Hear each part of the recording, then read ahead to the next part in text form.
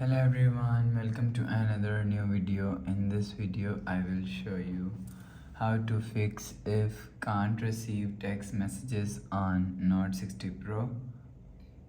Let's start the video. If you want to fix this problem, so check your network. So after check your network, you will see your problem is solved. But if it not solved, go to app library.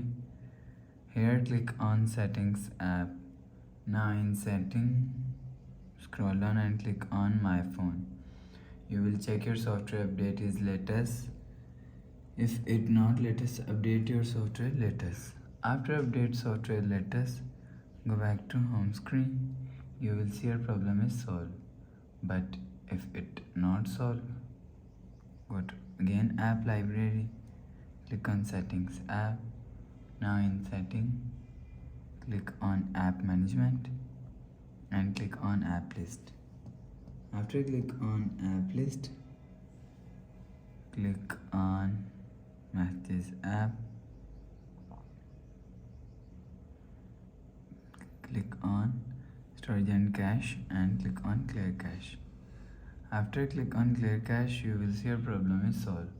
But if it doesn't fix this problem, so restart device. Just click and hold side power button and click on this restart icon.